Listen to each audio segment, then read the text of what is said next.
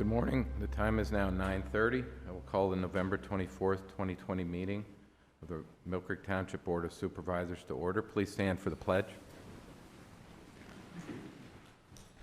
I pledge allegiance to the flag of the United States of America and to the republic for which it stands, one nation, under God, indivisible, with liberty and justice for all. This meeting is being televised live online via YouTube.com and recorded by WQLN for viewing on Spectrum Channel 1024 and YouTube.com with closed captioning available. Members of the public may attend in person in the General Assembly Room. However, occupancy is limited to 25 persons and masks are required. Persons who wish to offer testimony in any hearing or to offer comments during the public comment portion of the meeting, but who do not wish to attend in person, must contact the Township Secretary, Cheryl Williams, either at 833-1111 or by email at swilliams@millcreektownship.com, no later than 24 hours before the scheduled meeting to make arrangements to participate via telephone. Next up, we'll take public comment on any agenda items other than development or rezoning applications, if there's anyone present that would like to comment on any of those items.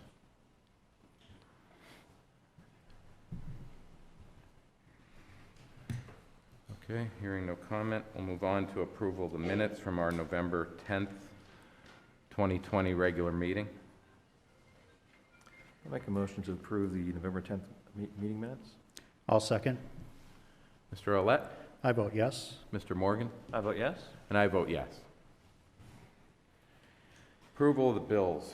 We have some bills that must be paid. I'll make a motion to pay the bills. And I'll second. Mr. Olet? I vote yes. Mr. Morgan? I vote yes. And I vote yes. Presentation of the 2021 preliminary budget. Treasurer Mark Zaszewski. Thank you. We'll start with the general fund, which is the biggest fund that it's where all the ordinary expenses of the township are incurred and where all most of the ordinary revenues are received. We start with the general fund revenue. The biggest portion of and it's roughly half of the total revenue is from real estate taxes. We're showing 13,330, 721. That includes a roughly $72 million increase in valuation.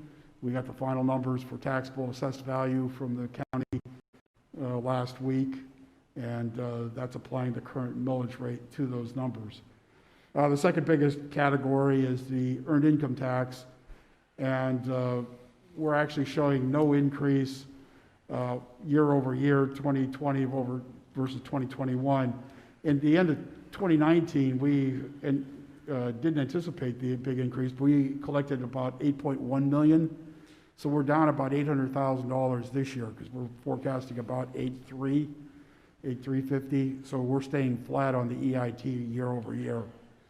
The other ones are relatively smaller. The biggest portion of the other tax is the LST, and second to that would be the real estate transfer tax. So the total general fund revenue is $26,722,618. In terms of general fund expenses, the biggest portion there is for public safety. That is the police department and associated, the clerks, the evidence people, the dispatchers, as well as the LST monies that are given to the fire departments, and there's a transfer tax that we give to the relief agencies. The second biggest group is for public works. That's streets, building maintenance, fleet maintenance, and so on. Total general expenses are $27,098,152. So there's an operating fund deficit of $375,534, and we will use the general fund balance to cover the deficit, And there's no proposed tax increase in, that should be 2021. I'll have to fix that. In terms of the sewer fund, this is a separate fund. It operates more like a business than a government, even though it's a township asset. Total revenue is just under $10 million, and we're not proposing any rate increase, so we'll remain at the $84 a quarter for 2021. Total expenses are a little over $7.5 million. Capital spending is $2.4 million, and almost the biggest portion of that is for capital improvements. There are a variety of large projects that are set for next year, and so therefore the fund has to cover its capital costs as well as its operating costs. Operating expenses are $7.1 million. Other than salaries, the other biggest expense there is the monies that are paid to the city, Erie Waterworks, for processing the sewer discharge. Administrative expenses are $454,000. The sinking fund budget just shows the debt service. There's no new loans for 2021, and I don't anticipate any in the immediate future. These I've tried to restrict to very large projects that have a long life, and at this point, we're pretty well at a point where we don't need that type of funding again. You will see a spike in 2022. That's because I anticipate paying down the newer loan for the chopper at the Milkery Recycling Center. That's a grant-funded item, and we're using grants over various funding cycles to acquire the piece of equipment, and consequently using that grant money then to pay down the loan as we were able to redeem those the grant funds. Liquid fuels. This fund is money given to us by the state for the gasoline taxes.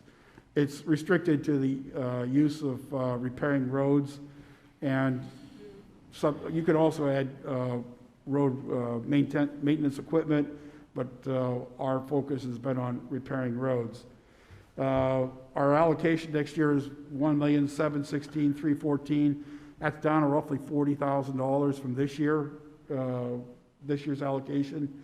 And County Aid is estimated at $80,000, which is also down a bit from this year's allocation.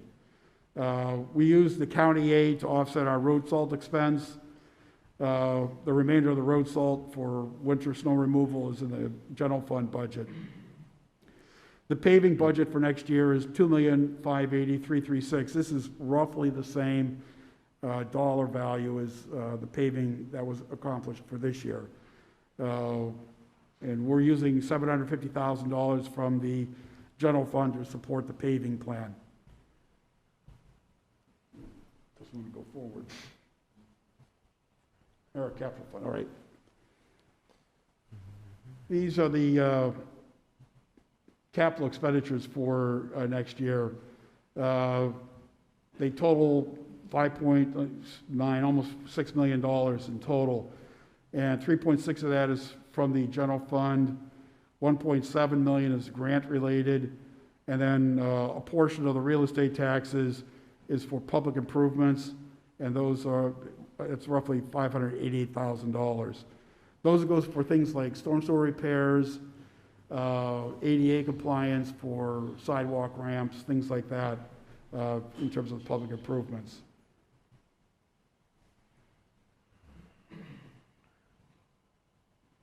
Okay, the revolving loan fund. This was set up last year for the fire departments and the emergency services. It is for capital equipment.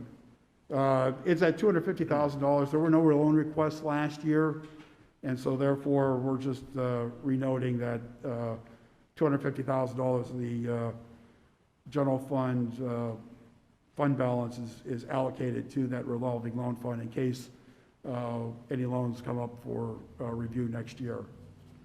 And with that, that's the, I'll take questions.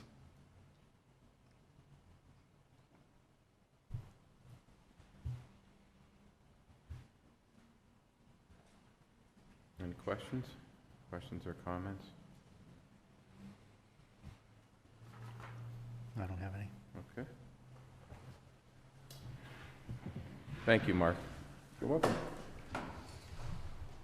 With regard to a budget for the 2021 calendar year, I move that the minutes of this meeting include the following. For approximately the last 60 days and under the direction of the Board of Supervisors, work has been undertaken to prepare a proposed budget for the 2021 calendar year. A draft of the proposed and preliminary budget has now been prepared and is ready and available for public inspection. Public notice of the preparation and availability for inspection of the preliminary 2021 budget has been advertised in the November 24th, 2020 issue of the Erie Times News. The preliminary and proposed budget shall be available for public inspection for the next 22 days in the front lobby of the Millcreek Township Municipal Building from 8 a.m. until 4:30 p.m. Monday through Friday, and at the Millcreek Township Police Department on weekends and holidays from November 24th, 2020 until December 15th, 2020. At the regular meeting of the Board of Supervisors beginning at 7 p.m. on Tuesday, December 15th, 2020, and after making such revisions as it deems necessary, the Board of Supervisors intends to adopt a budget for the calendar year of 2021. Mr. Chairman, I just want to clarify, Mr. Krzyzewski, we're also posting the budget on the website as well. Yes, it's posted on our website as well. Okay, so both let's make sure it's on the home page of the website, Okay. millcreektownship.com, if folks want to view it remotely. Okay. Okay. I'll second your motion, Mr. Chairman. Okay. Thank you. Mr. Olet? I vote yes. Mr. Morgan? I vote yes. And I vote yes. Next up on our agenda, number 7, bids and quotations. Guide rail repair. Dan? Yep, just a second. Bring it Okay. up here.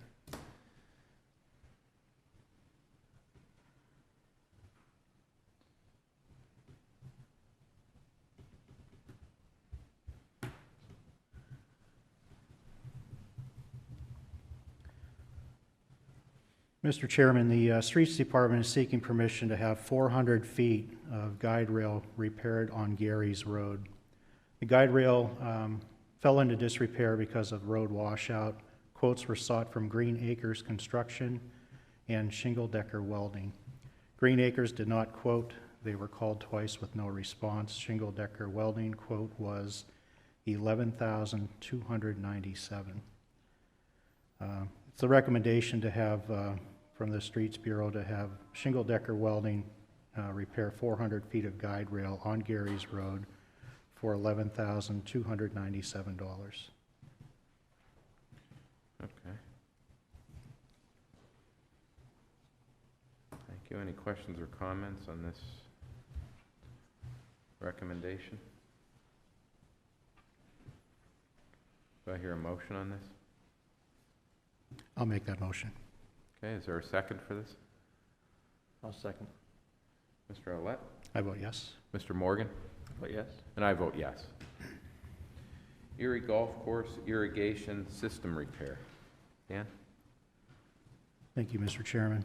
A recent study of the sprinkler heads at the Erie Golf Course indicated that a number of heads are not properly functioning, approximately 65 of the 455 heads. Irrigation Technical Services performed a study with the involvement of both township staff and the Erie Golf Course staff. Each sprinkler head was examined, diagnosed, and problem heads were marked with flags on the course. Irrigation Technical Services provided the township with a quote for completing repairs and indicated they could complete the repairs this season. As the course is already primed for the work and the weather is still permitting this work to be completed, it's felt that it would be best to complete these repairs to start the 2021 season at full capacity. So it's a recommendation to approve the completion of the Erie Golf Course irrigation system sprinkler head repairs beginning on November 30th, 2020 by Irrigation Technical Services for a total of $14,418.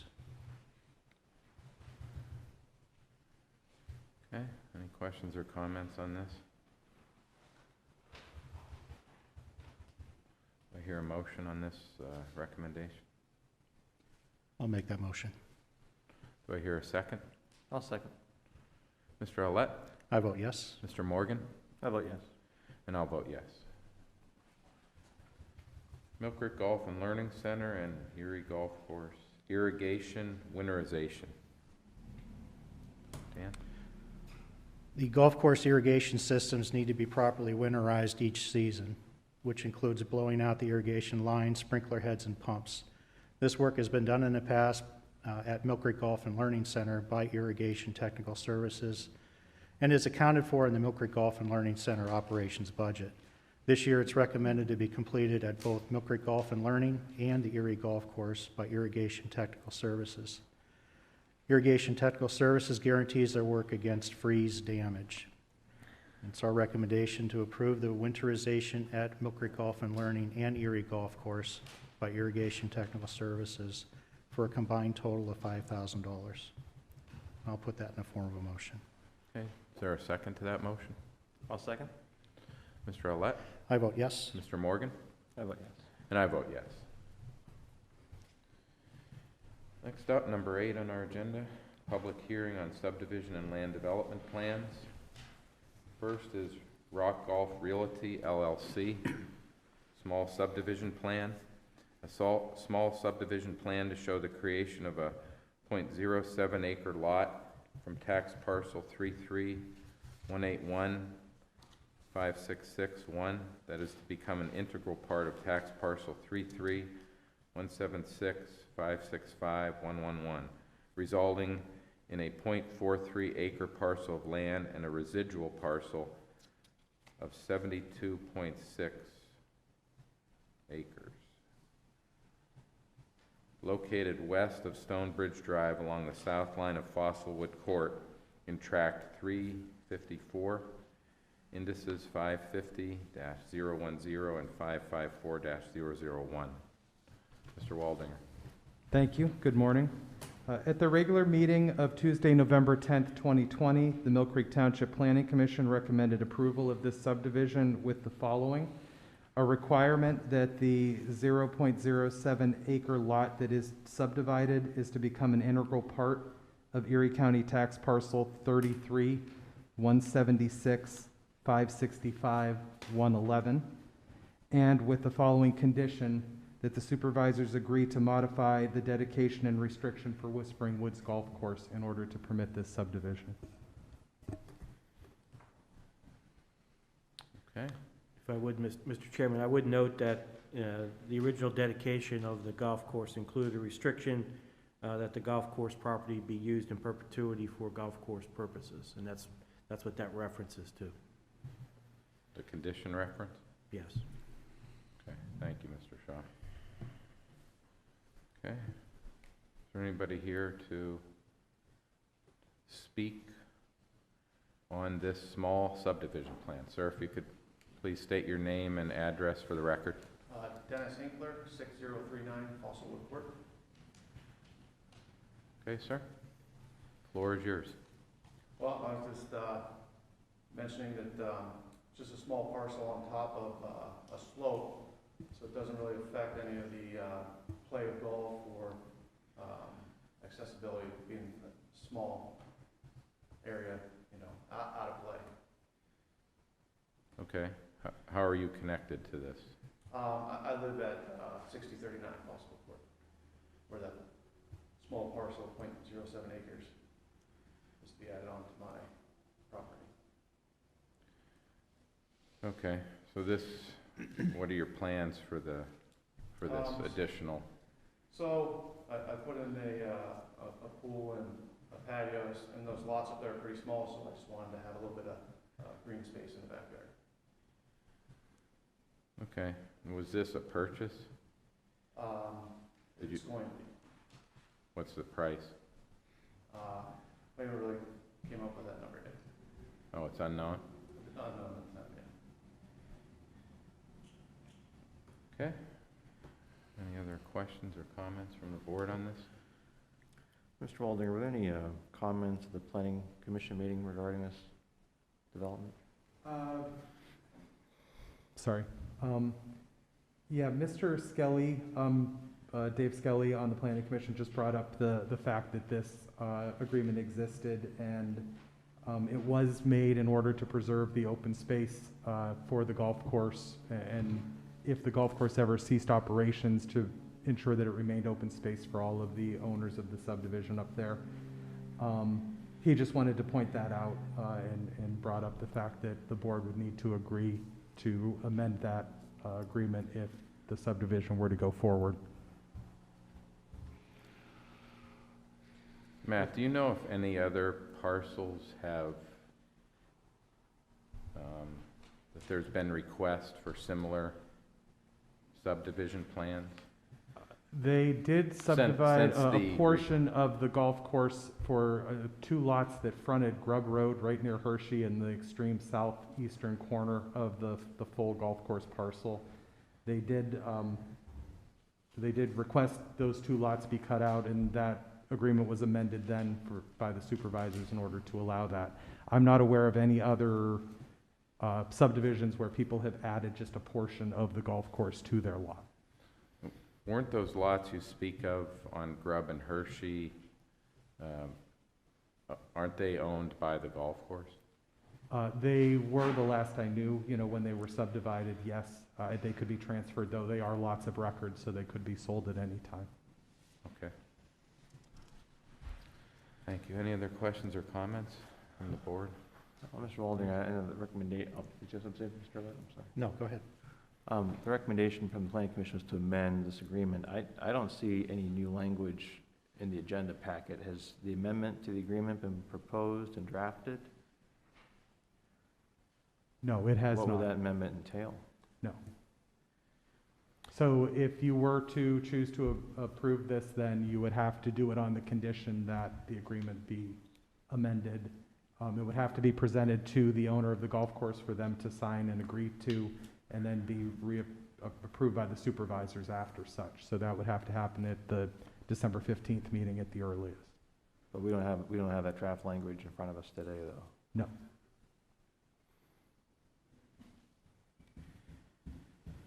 Would it be more appropriate to have that language before we approve the subdivision, or Mr. Shaw?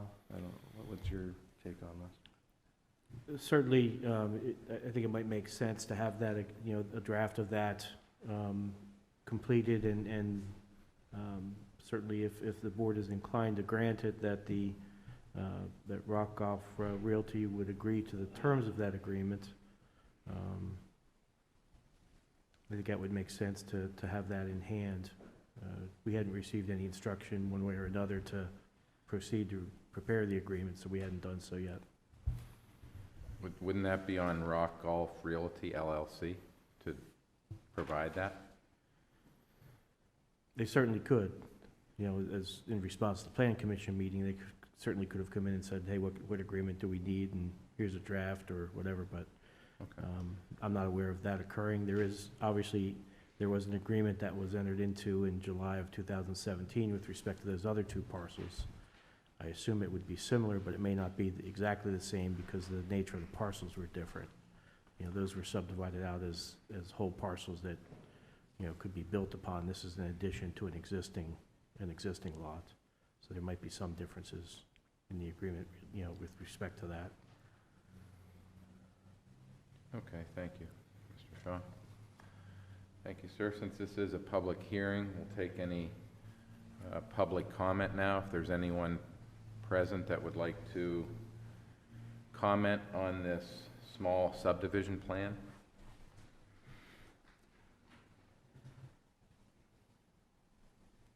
Okay.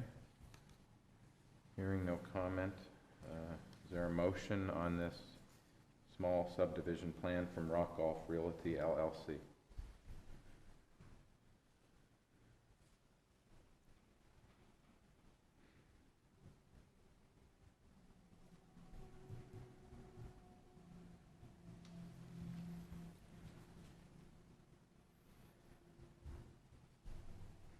would note that if the board is not prepared to vote on this at this time, there's certainly still time available under to table this and consider it at the next meeting. Your clock is, I don't believe, going to run until sometime in January for action on this item.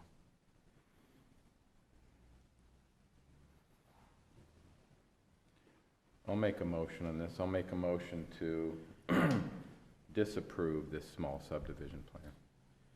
To deny.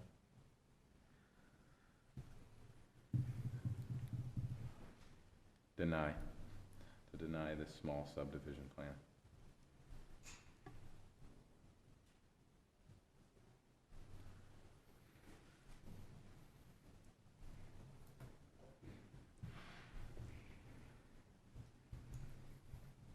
Okay, no second on that? I'll second. Oh, okay. Mr. Arlett? Your vote? I vote to deny the request. Mr. Morgan? I'm going to vote against the motion. Okay. And I vote yes as well, to deny. Okay, moving on. 2545 West Grandview LLC, small subdivision plan. A small subdivision plan to show the creation of a 2.40 acre lot, parcel B, from tax parcel 33964185, that has become an integral part of tax parcel 3396418.5.03, resulting in a 12.86 acre parcel of land and a residual parcel of 6.60 acres located at the southeast corner of West Grandview Boulevard and Zook Road in the South Gore Tract. And this is 714-011 and 714-010. Matt. Thank you.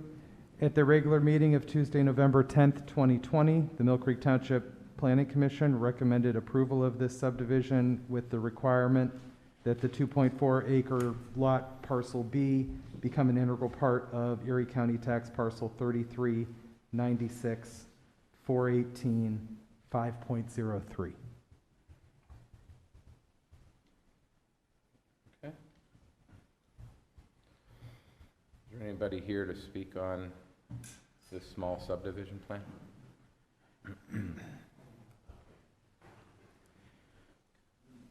Typically, it's the applicant that goes first. Is this the applicant? My name is Adam Honey, and I'm here from David Laird Associates, and we created the replot of lands plan, so I'm happy to try to answer any questions that you guys might have.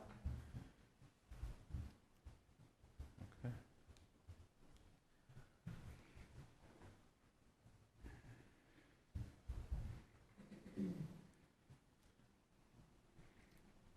I mean, it seems pretty straightforward to me. Mr. Walding, are there any concerns that the Planning Commission expressed, or any comments from the public at the Planning Commission? No, no one appeared for this subdivision other than Mr. Honey, and no, there were no comments by the commission itself. Does your office have any concerns about this replot? I'm sorry, what was that? Does your office have any concerns regarding this replot? No, this is basically a swap of property from one parcel to an adjacent, and it meets with the regulations.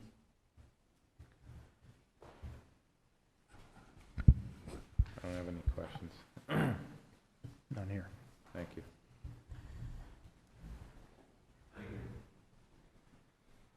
Okay, anybody else? Okay, this is a public hearing. Is there anyone else that wishes to speak on this small subdivision plan at 2545 West Grandview? Okay, hearing none. Do I hear a motion on this small subdivision plan? I'll make a motion to approve. I'll second. Mr. Arlett? I vote yes. Mr. Morgan? I vote yes. And I vote yes. Accudyne, 2020 edition. A land development plan showing the construction of an 11,993 square foot addition with associated stormwater management and parking facilities north of West 26th Street along the west line of Yoder Drive and Tract 018, index 380-007. Matt? Thank you. At their regular meeting of Tuesday, November 10th, 2020, the Millcreek Township Planning Commission recommended approval of this land development plan with the following: a requirement that the plan meet the parking lot landscaping requirement is listed in the ordinance, and the following drawing changes be made to the Mylar: that the north arrow be shown on the drawing, and that the required parking and landscaping be also shown. Okay. Thank you. Is there anyone here to speak on behalf of this? Hello, my name's Rob Warnicki. I'm with McCormick Structural Systems. I'm here representing the owners of Accudyne. Is there anything you want to add to what was No, already? As Matt mentioned, we updated the drawings to include the parking requirements as per Millcreek Township. We also added a north arrow to the drawings. And then we did hear back from GPI, and Steve Kopak with Laird Associates made the required changes and dropped it off to the planning department. Okay. Any questions for this individual? Matt, did you have any concerns with the new submittals? Has everything been submitted to the commission's request? I have not seen the submittal myself, but if you approve it with those conditions, then they would carry over, and we'd make sure they were complete before the plan was released. And you had no opposition to those comments from the planning commission? No, I was working with Matt Puz. We had to add a parking island and some trees. And from what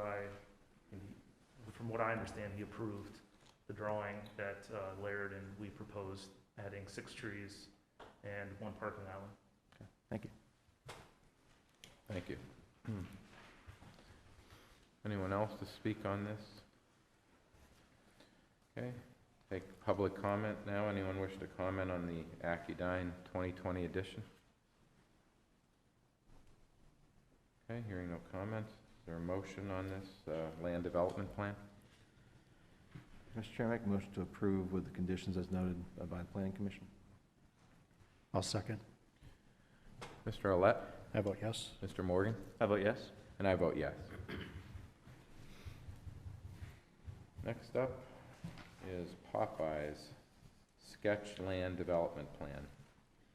A sketch land development plan showing the construction of a 2,080 square foot drive-through eating and drinking establishment with associated stormwater management and parking facilities at the northwest corner of Marmon Drive and Peach Street in the hilltop at Kearsarge Tract. Indices 739-018, 739-020, and 739-022. Mr. Schaaf? Yeah, if I may, just before the process begins with respect to the sketch plan, is just to point out that this is simply an opportunity under our code for a developer to get insight into issues that may arise if and when they choose to submit a formal preliminary plan. There are no legal consequences to this process, and this is not a public hearing. So it's just simply them presenting, a plan saying, here's what we're thinking about, what do you think about it? Okay. Thank you. Matt? Anything you'd like to add to that? No, thank Mr. Shaw for his clarification, and just wanted to comment that as far as the Planning Commission, when they heard the sketch plan, their comments at their Tuesday, November 10th, 2020 meeting, they had a feeling that there was not very, that they didn't have very good access to this parcel, meaning traffic access. They also had a comment that it would increase traffic in the residential neighborhood, and that individuals wanting to access the restaurant traveling north must travel through the neighborhood. And the proposed site is a small area. They did feel that the developer did the best that they could with the constraints of the site that they had, but were overall not in favor of the construction of this restaurant. Thank you, sir. Any additional comments from the board on this? No. Okay. Go ahead, Matt. Do you have something? I believe there are people here to speak about this. Okay. Is there anyone that would like to speak on this sketch land development plan from Popeyes?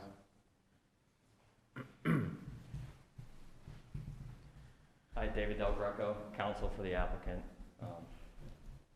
Clark Hill, 301 Grant Street.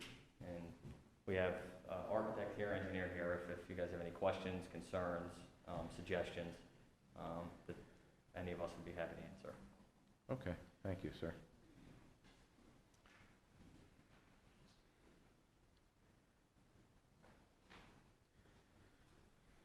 Steve Thompson, I'm an engineer developer representing the owner as well. The thing we were trying to get a feel for is you know, we understand the response from the previous hearing, the previous meeting, but what we're dealing with is the property zoned. It's an acceptable use. It's been zoned like this for 40 years. The highway work that was done out there was done long after the zoning was put in place, so we're trying to wrestle with how do we solve the concerns of the local community, how do we solve the neighbors, etc. And I think what we've come up with is a pretty viable plan to try to address the various issues that are out there. And again, I go back to the fact that the property zone is an acceptable use. And the response we've gotten back, we just question it. We're trying to gather as much information as we can from the municipality. If it's not acceptable, then why? And again, the property zone. So what we were trying to get out of this hearing is some direction as to what, where, and why, and gee whiz, et cetera, et cetera. So those are our points. We're hoping that we can, work with the community to come up with a viable solution. The man's been paying taxes on this piece of property. I mean, the joke we've had in the office, well, maybe we can get a rebate on the taxes that have been paid over the past 11 years while he's owned the land. He's paying taxes for a piece of property that's owned correctly, but yet he's being told that he may not be able to use it. So we're just trying to massage the issue and come up with a good solution for all parties involved. Thank you. Thank you, sir. Okay, any other comments? Okay, thank you. Well, I guess Do you have more? well, I mean, they bring up legitimate concerns. I'm John Morgan. I'm the liaison to our planning department, so I can share at least what my concerns are, and I believe the board shares believes as well. Is similar to the planning commission's concerns, is that this parcel, while zoned properly, there are 20 different categories that apply to that zoning district. So I think to imply that one drive-through restaurant not being permitted is somehow diminishing the value of the property, I don't think is an accurate argument to make. Our concern is the traffic volume of that proposal, which I believe, Mr. Waldinger, it was going to be 600 trips a day. The engineer for the developer mentioned that it was 300 vehicles, so that would equate to 600 trips, correct? And from our traffic counts that we took, I believe, last week, that parcel is currently generating just a few dozen trips a day. So to increase the trips onto that parcel by an order of magnitude is what my concern is, especially when that parcel, while looking from an aerial without really seeing the connectivity, looks like it's along two major highways, has no direct access to either of the two major highways. They have access to Millcreek residential streets that aren't designed to take that kind of traffic. So that's the concerns that I have. And that when I look at a site that has no northbound access and no westbound access, inevitably the traffic that's going to be generated from this development is going to go through Spires Drive, which is going to impact residents to the south, impact the condition of that property, and impact really, in my opinion, the context and well-being of that neighborhood. So those are my concerns. And I'm not sure how those can be addressed, and I don't believe that particular use of a fast food restaurant at a parcel that it has no highway access directly is an appropriate use for that parcel. And again, that's only one of over 20 possible uses in that zoning district. Thank you. Dan, anything further? No, I think Mr. Morgan has stated that accurately. Okay. All right. Moving on. We have a conditional use request. Asbury United Methodist Church for property located at 4703 Westridge Road to install new signage in the RR Rural Residential District. Matt? Yes, thank you. Asbury United Methodist has applied for a conditional use for, as you mentioned, a sign. Because it is a church, it is permitted in the residential districts, but signage is not typically permitted in a residential district. There is the ability to apply for a conditional use for signage because they are permitted use in the residential district. At the regular meeting of November 10th, 2020, the Millcreek Township Planning Commission did recommend approving this conditional request. They did include a reminder to the applicant that if it was approved, they had to abide by the township's operating requirements when the sign was installed and operating, as far as hours of operation that it can be lit, brightness, etc. Okay.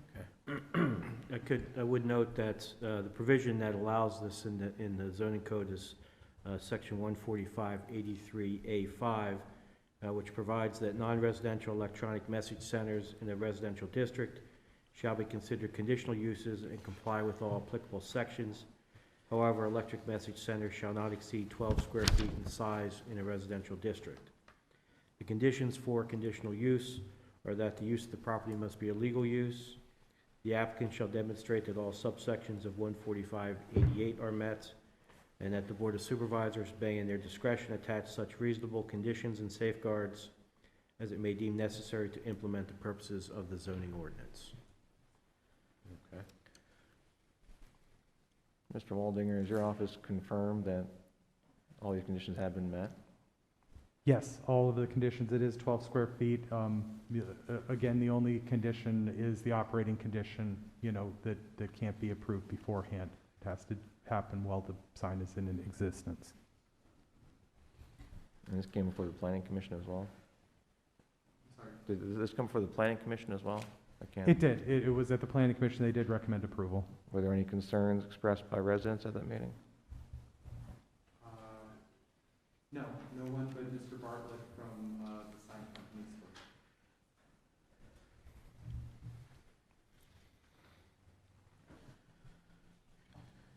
Okay. Is there anybody here to speak on this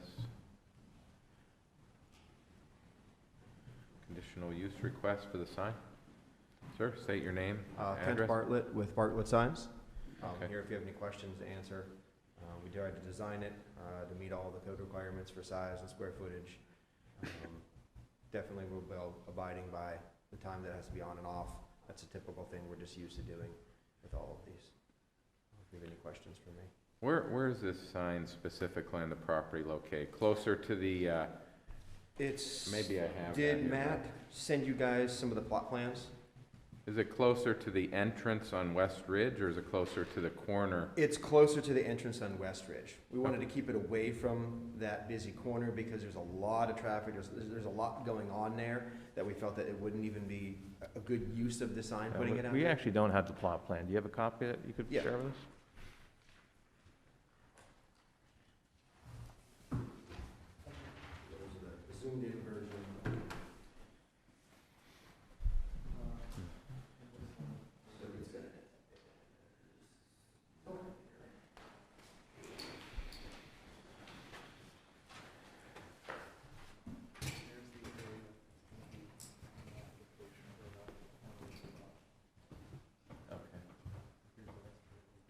I mean, it was approximately 200 some odd feet from the main intersection to the west. So it's quite a distance away from causing a distraction from drivers in that 26 in Asbury. Does this replace any existing standard sign There that's is a- already there? There's an older sign there now. John, it does not illuminate now, does it? Since 1954. It's been there a while. Is that going to be removed? That's gonna be, yes. Okay. All right. Well, I guess that's the next question, Mr. Waldinger, is, as far as that sign being removed, there is a maximum square footage of signage. Have we determined if this is going to impact that, or those other signs need to be removed for this to be installed? Or? I'm not aware, I don't know that for a fact. We will make sure that we don't exceed the total signage for the parcel before this is installed. Yeah, we would definitely remove the sign that's there before the new one goes up. There would never be a time that both signs would be there, that's for sure. Okay, thank you, sir. Thank you. Okay, since this is a public hearing on this, we'll take any comment from anybody else. Okay, hearing no comment. Is there a motion on this conditional use request? I'll make a motion to approve. I'll second. Mr. Arlett? I vote yes. Mr. Morgan? I vote yes. And I vote yes.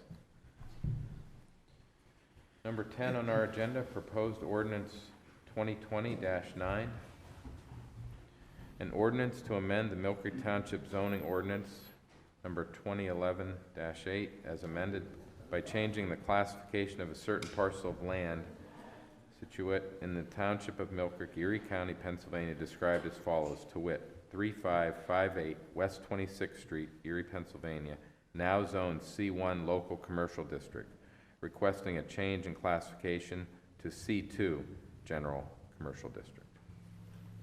Mark? Yes, this ordinance relates to the rezoning of the parcel across the street where the Hungry Howie's used to be.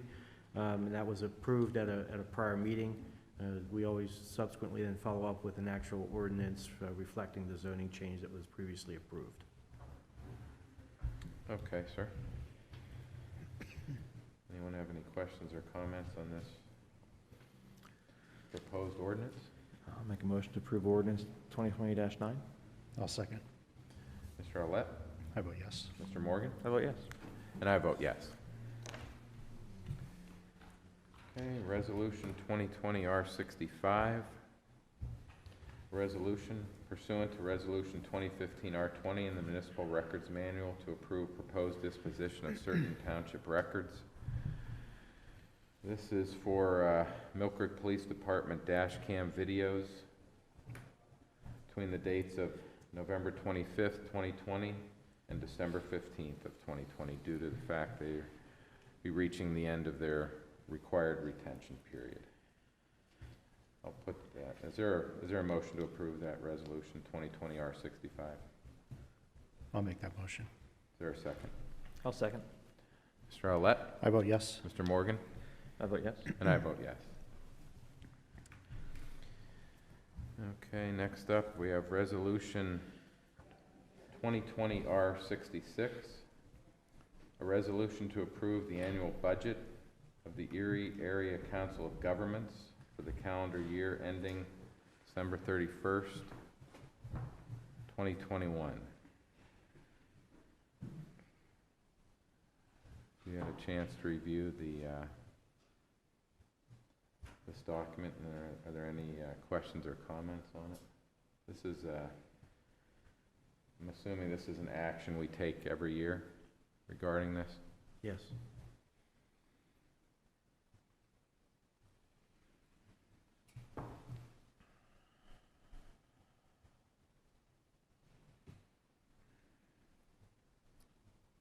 And if I'm reading this correctly, it looks like our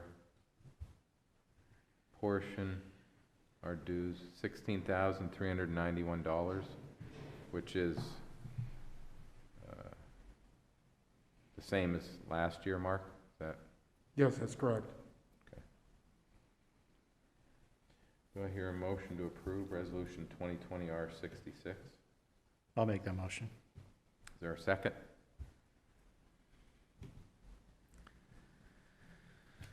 I'll second. Mr. Arlett? I vote yes. Mr. Morgan? I vote yes. And I'll vote yes.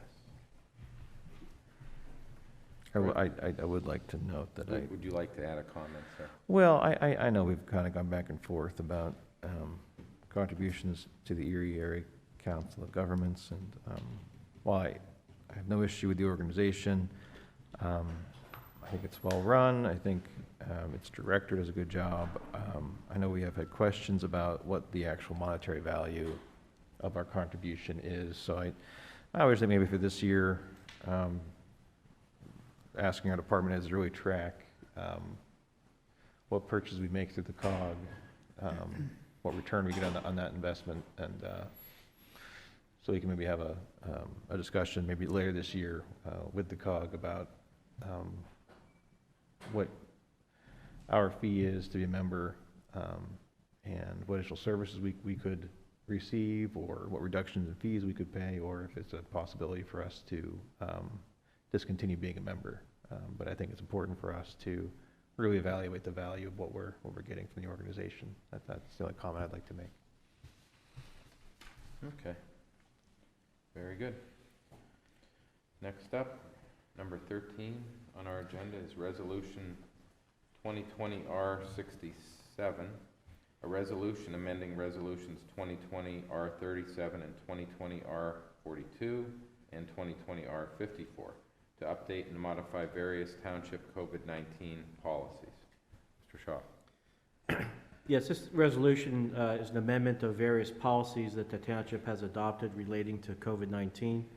As you know, the Secretary of the Pennsylvania Department of Health issued 2 orders last week relating to travel out of state, as well as updates to the use of masks. In addition, over time, some of the guidelines relating to when a person can return to work after being exposed to COVID-19 or having COVID-19 have changed.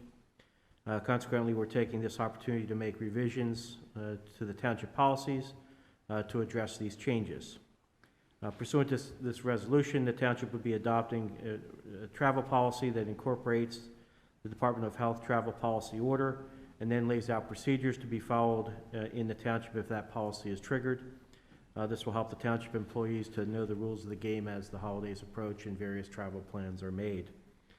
In addition, the township is making a change to its masking policy to make it clear that certain police personnel must be wearing masks while working in their space. And lastly, we've made some changes to the protocols for employees returning to work who have either been exposed to COVID-19 or had COVID-19 to bring the township policies in line with the current state and CDC guidelines.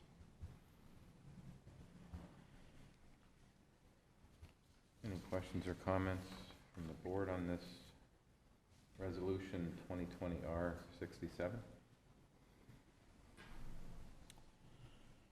Okay, do I hear a motion on this resolution?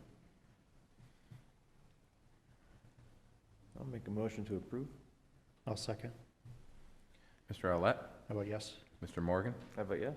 And I vote no.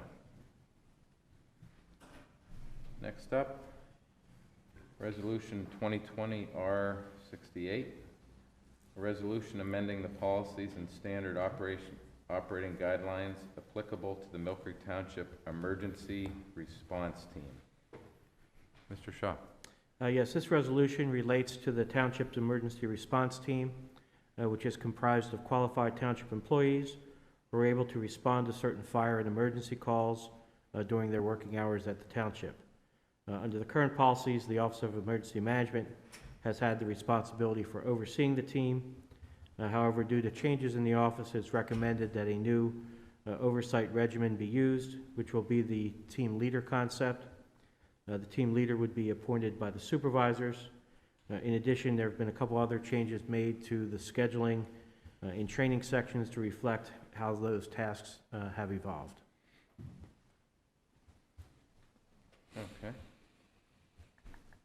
Any questions or comments on this proposed resolution? I'll defer to Supervisor Owlett. Are you comfortable with the changes, Dan? I'm comfortable with the changes, yes. Okay. Is there a motion to approve Resolution 2020-R68? I'll make that motion. Okay. Do I hear a second? I'll second. Mr. Owlett? How about yes? Mr. Morgan? How about yes? And I vote yes. If I could just briefly ask, I guess, whether there is a recommendation at this point of who would be that team leader for the ERT? Because I think the supervisors then would need to appoint that person and vote on that.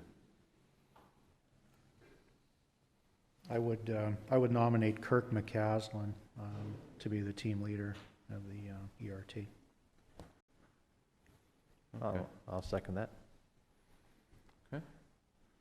Mr. Olet? How about yes? Mr. Morgan? How about yes? And I vote yes. Okay, moving along. Number 15, Open Edge Card Processing Agreement. Mr. Shaw.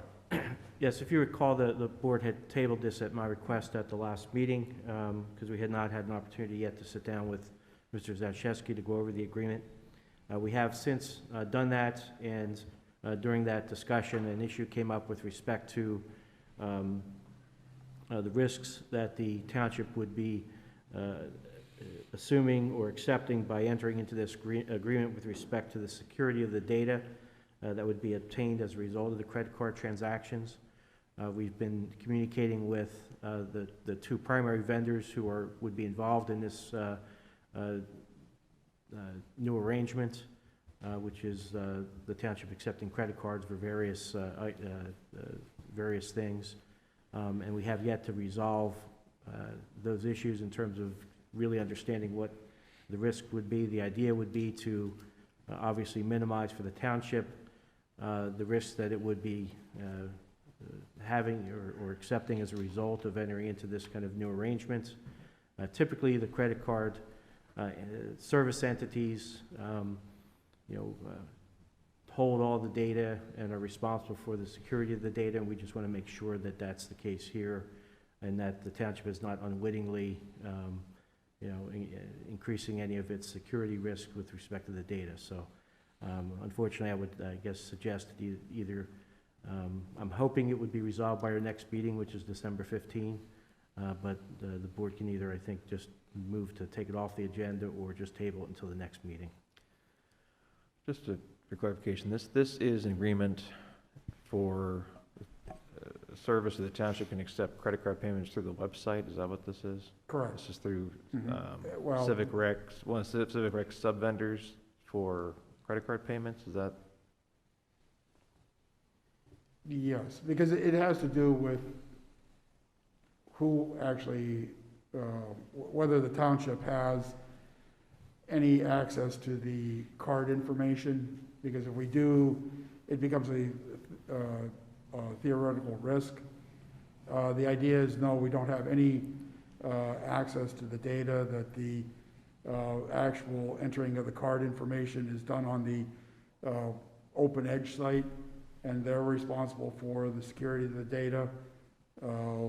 But that has to be determined definitively, and that's what we're trying to do with contact with Open Edge and Civic Plus.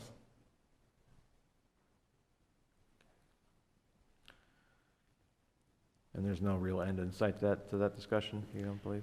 We've just made the initial contacts with both of the entities, so I don't know when they'll be responding. They have indicated that they're working on it and get back to us. So I would hope that we could get it resolved within 3 weeks, but it is the holiday season. Mr. Chairman, I make a motion to remove this item from the agenda. Okay. Is there a second? I'll second. Mr. Olet? Vote yes. Mr. Morgan? How about yes? And I vote yes. National Church Residences, NCR of Milkery, PA. Settlement agreement. Mr. Shaw?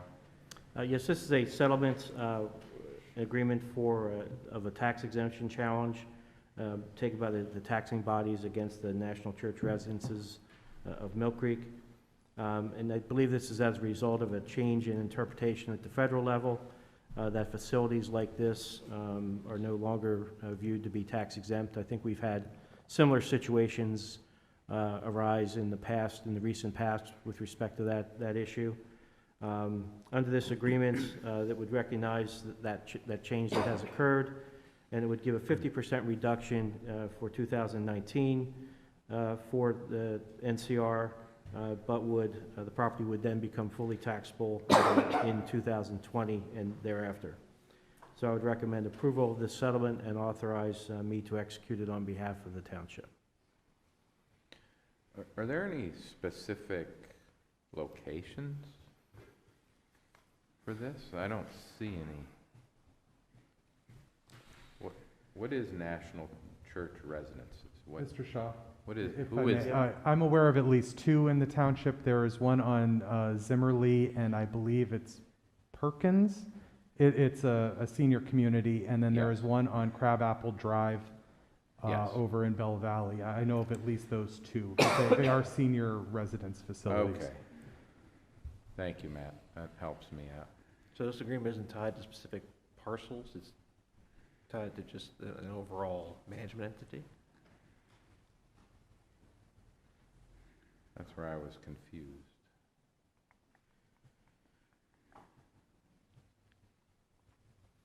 Now, it refers to a parcel at 33-150, 494, 27.06. Unfortunately, it doesn't give the address. That helps me. Exhibit A has the address. It's 5294 Crabapple Drive. It's on Exhibit A. Oh, there's an exhibit here? Okay. Oh, I see it, okay. What was your index number, Mark? That you just referenced? Yeah, it was, move that page. 1 second, let me find it. You just want to make him read a long number? Why not? 33-150-494.0-027.06. Now, is that the county index number or the Millcreek index? That's the county index number. Okay. I'll make a motion to approve. I'll second. Mr. Arlett? I vote yes. Mr. Morgan? I vote yes. And I vote yes. Number 17, highway occupancy permit for Peninsula Drive Trail right-of-way. Matt? Yes, thank you. We were contacted by Stantec, who is the consultant that's designing the Peninsula Drive Trail, the extension of the multipurpose trail up to the Tom Ridge Environmental Center. They have one of their subcontractors, American Geotechnical and Environmental Services, also known as AGES, who needs to do some borings for geotechnical inspection of the soils in order to complete the design. There will be 4 borings within the right-of-way on the east side of Peninsula Drive. PennDOT is requiring the township to be a co-applicant with AGES for this highway occupancy permit. So at this time, I'm asking for permission to sign the highway occupancy permit so that AGES can do the required testing. Okay.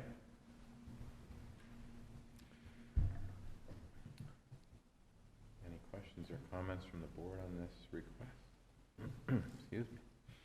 Mr. Walding, does PennDOT require a formal resolution from the board to be attached to their application, or do you just need us to give you signature authority, or does the chairman Just decide? signature authority. They don't typically require a resolution for highway occupancy permits.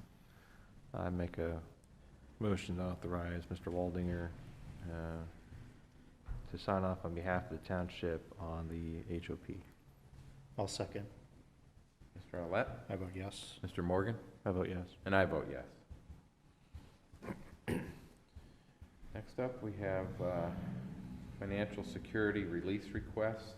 First one is Grouse Hollow Subdivision, estate of David J. Baldwin, developer. Matt? Yes, thank you. We were contacted by Alan Hawthorne, a representative of the estate of David J. Baldwin, who is the developer for this subdivision. They've requested a reduction in the amount of security being held for improvements that have been installed.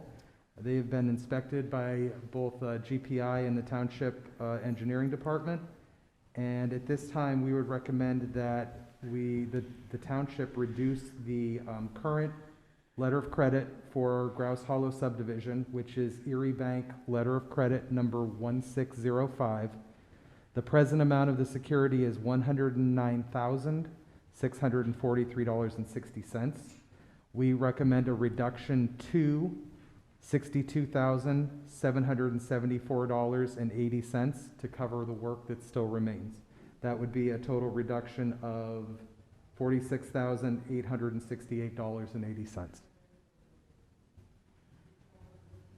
Thank you, sir. Is there a motion to approve this financial security reduction? So moved. Second. Mr. Owlett? How about yes? Mr. Morgan? How about yes? And I vote yes. We have an additional request, Asbury Point Subdivision, Citadel Development Company, developer, Matt? Yes, Citadel Development Company has contacted us regarding a sidewalk agreement that they have for Asbury Point Subdivision. If you recall, some time ago, the board released the full security letter of credit for the subdivision of Asbury Point because the only remaining items left were a few sidewalks on lots that had yet to be constructed. We entered into a sidewalk agreement to construct those remaining lots or those remaining sidewalks on those lots. And Citadel put up a $4,950 letter of credit to ensure that those were constructed. As of today, the final sidewalk is under construction. We have the permit for it and inspection fees to cover the completion of it. So we would recommend that Citadel Development's letter of credit from Northwest Savings Bank, number 830-500-1953, in the amount of $4,950 be released. Mr. Walding, you said they're being constructed. What if they don't meet compliance? That is, it's guaranteed by the certificate of occupancy. They cannot occupy the home until the sidewalk is constructed. The lot is actually owned by a party that is building the house and then the sidewalk. So we don't have a problem releasing the security before the project's completed? No, typically that's how it's happened as soon as the lots are being constructed, and that is our means of ensuring that the sidewalk is constructed. The house will not be occupiable until that is installed. Okay. Okay, is there a motion on this request? I'll make a motion to approve. I'll second. Mr. Owlett? How about yes? Mr. Morgan? How about yes? And I vote yes. Okay, number 19 on our agenda, communications. Mark? I have nothing further. Nothing further? Okay, we have a PA DEP performance grant. Dan, you're going to handle this? Yep. PADEP Section 904 recycling performance grants are available to all Pennsylvania local governments with recycling programs. The grant awards are based on the total tons recycled and the applicant's recycling rate. Eligible grant materials included only the following items: glass bottles and jars, steel and aluminum cans, plastic bottles, newspaper and magazines, paper, and corrugated cardboard. In 2019, Millcreek Township residents and businesses recycled 8,422.5 tons worth of eligible materials. The DEP Section 904 grant awarded Millcreek Township $129,904.94 to put back into programming, education, and events that will benefit Millcreek Township residents and businesses. Okay. Very good, sir. Thank you. Okay, executive sessions were held here November 12th and November 19th, 2020. Attorney Shaw, anything further? Nothing further. Okay, and I understand Supervisor Ouellette has an announcement about our giving tree, which is now in our lobby. I do. Millcreek Township once again is sponsoring the Giving Tree this holiday season to provide Christmas gifts for the less fortunate elementary school children from our township. The Giving Tree is located in the lobby of the Millcreek Township Municipal Building and is adorned with envelopes that are filled with tags of children indicating the child's gender, age, clothing size, and wish list. The public is welcome to come in, take an envelope, and purchase gifts for the child or family. We understand this year that not everyone may be comfortable going out to shop for presents, so retail gift cards are welcomed and will be accepted as a gift for the child or family. The township asks that the wrapped and labeled gifts or gift cards be returned to the township no later than Friday, December 11th. And we thank you in advance for your support. Mr. Roulette, and unfortunately, the media is not here today. Do we know if Ashley's put out a press release, or maybe we could ask her to put one out just so we can get a little coverage on No, that? it's already done, and it's also going on our website. Brilliant. Awesome. Okay. I see Ms. Arnold is back there. You stole my thunder. Oh, go for it. I was going to embarrass her, but Oh, anyway. no. No. Well, let's do citizens to be heard first. Oh, okay. Wasn't sure if she had Are there any report. citizens that wish to be heard?